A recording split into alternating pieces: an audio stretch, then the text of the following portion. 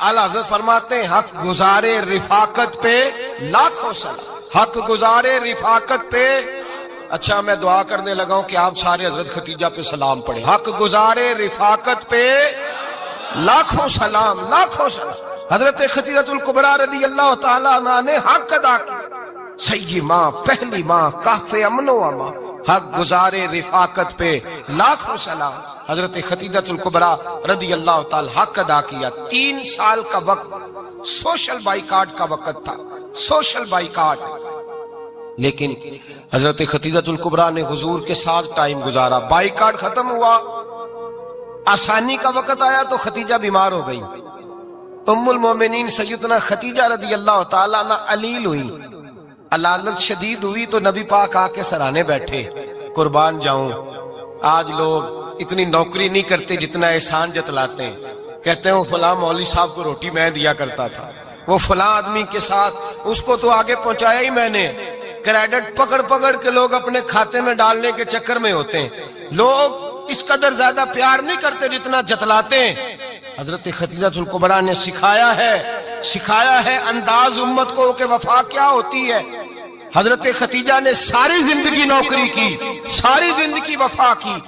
वक्त विसाल आया, हुजूर को बुलाया, अल्लाह के महबूब तशरीफ फरमा हुए। साहिब इब्ने शाम कहते हैं हजरत खतीजा रो पड़ी, कहने लगी महबूबा मैं नबी की बीवी थी, मैं खिदमत का हक नहीं अदा कर सकी, कोई गलती हो गई हो तो मुझसे दरगुजर कर दिया जाए, मुझे माफ कर दिया जाए। ये कह के रोने लगी। नबी पाक ने फरमाया तू गलती की बात करती है, खुश हो जा, मेरे रब ने वादा फरमाया है कि तू दुनिया में भी मेरी बीवी है तो जन्नत में भी तू ही मेरी बीवी बनेगी। वादा किया है अल्लाह तबारक व तआला, मैंने तुझे पसंद किया है, जन्नत में भी तू ही मेरी बीवी है। मेरे नबी करीम सैयद आलम सल्लल्लाहु अलैहि वसल्लम ने हजरत खतीजतुल कुबरा रज़ी अल्लाह ताला अन्हा से इस कदर ज्यादा, हजरत आयशा फरमाती हैं अक्सर घर में अक्सर नबी पाक हजरत खतीजा का जिक्र छेड़ देते। यहाँ तो आदमी बहन का जिक्र नहीं ना कर सकता, बीवी के सामने अम्मा का जिक्र नहीं कर सकता, मामला खराब हो जाता, बड़ा मुश्किल हो जाता, मुश्किल है। हजरत आयशा सिद्दीका बज़ाहिर तो सौकन थी ना, लेकिन हजरत आयशा बयान करती हैं, कहती है नबी पाक सबसे ज्यादा हजरत खतीजा का जिक्र करते थे घर में, अक्सर जिक्र हो। खतीजा यूं करती थी, खतीजा ये काम इस तरह करती थी, खतीजा का ये रंग होता था, उसका ये तरीका होता था, उसका ये तर्ज हयात था, वो ऐसे चलती थी, वो ऐसे, अक्सर हुजूर बयान करते। हजरत आयशा फरमाती है मुझे रश्क होता, रश्क, नाज करती मैं, क्या मुकद्दर है खतीजा के। कहती है एक दिन ना मैंने कहा जरा बात तो करूं, कहती है नबी पाक गोश्त लाए, मुझे कहा आयशा जरा गोश्त साफ करो, पकाओ और जरा शोरबा ज्यादा करना। कहती है मैंने वो गोश्त लिया, साफ करने लगी। मैंने कहा हुजूर शोरबा क्यों ज्यादा करना है, मेहमान आने वाले हैं, कुछ लोगों को आना है। तो नबी पाक ने फरमाया नहीं आना तो किसी ने नहीं, मुझे पता चला मदीने में खतीजा की कुछ सहेलियां आई हैं, मेरा दिल करता है कुछ सालन बतौर तोहफा उनको भी भेज दूं, तो जरा ज्यादा पकाना, खतीजा की सहेलियों को मैंने सालन भेजना है, तोहफा देना है। हजरत आयशा कहती हैं एक जुमला हल्का सा, बेजरर सा, बड़ा धीमा सा, बच बच के, बड़ा अपने आप को मोहताज करके मैंने कहा या रसूल अल्लाह सल्लल्लाहु अलैहि वसल्लम आप खतीजा का जिक्र बहुत करते हैं, हुजूर वो तो उम्र में 15 साल बड़ी थी। या रसूल अल्लाह सल्लल्लाहु अलैहि वसल्लम अल्लाह ने आपको जवान और खूबसूरत बीवियां दी, आप खतीजा का जिक्र करते हैं।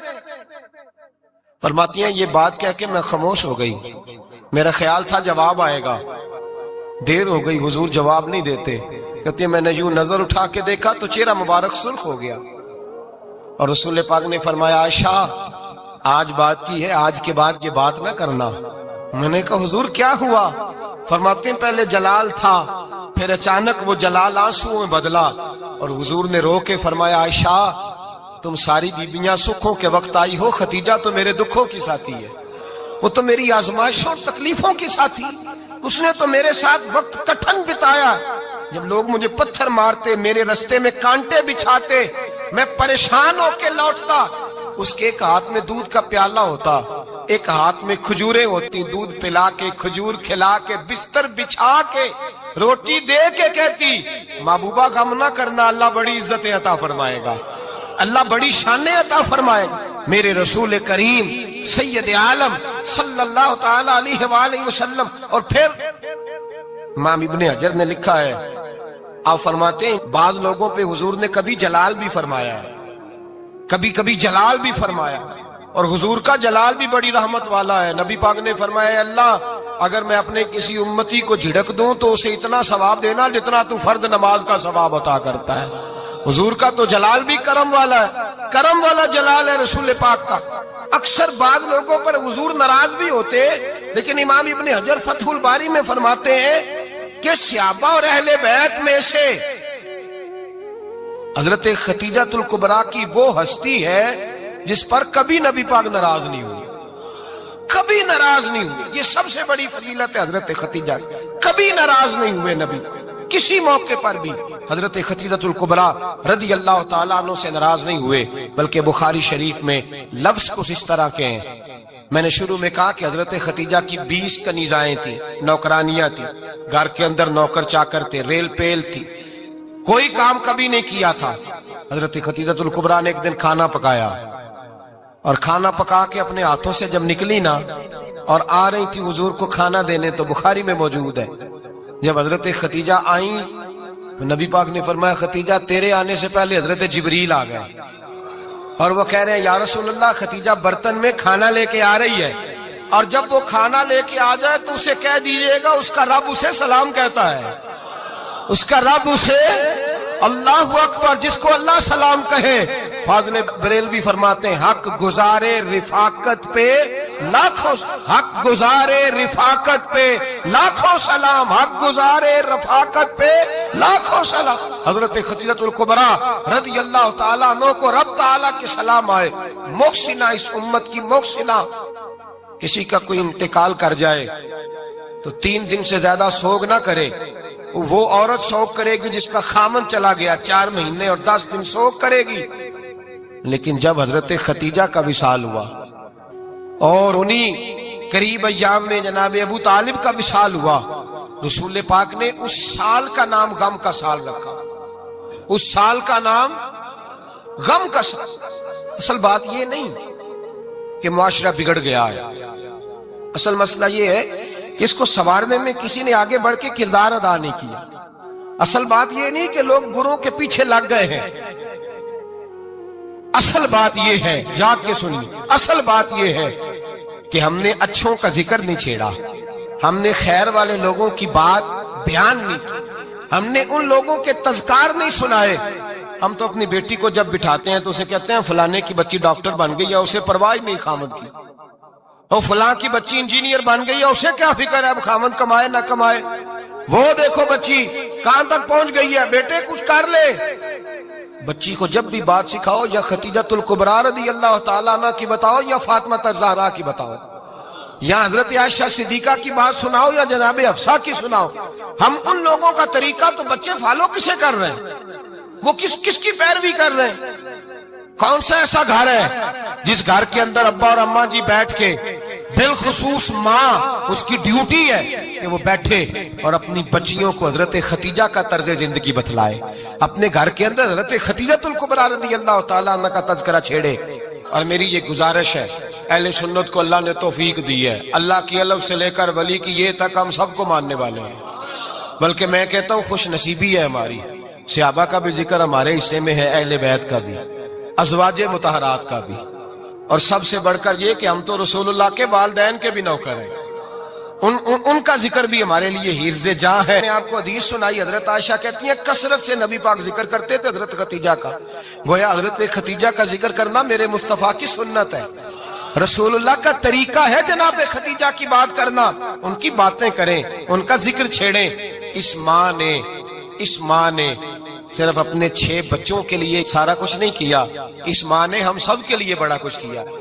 اس ماں نے دین کو سہارا دیا، اس ماں نے آگے بڑھ کر سب سے پہلے دین کی نوکری کی ہے، اس ماں نے رسول پاک کی ڈھارس بندھائی ہے، اس ماں نے امت مسلمہ کی بیٹیوں کو جینے کا ڈھب سکھایا ہے، اس ماں نے بیوی کو گھر بنانے کا طریقہ بتلایا ہے، اس ماں نے گھر کو جنت بنانے کے سلیقے سکھائے، اس ماں نے بتایا ہے کہ مطمئن کیسے رہنا ہے، راضی کیسے رہنا ہے. سچی ماں، پہلی ماں کہف امن و اما، حق گزارے رفاقت پہ لاکھوں سلام۔ حضرت ختیجہ کی زندگی، حضرت خدیجہ الکبریٰ کا طرز حیات دستور ہے جینے کے لیے، دستور ہے۔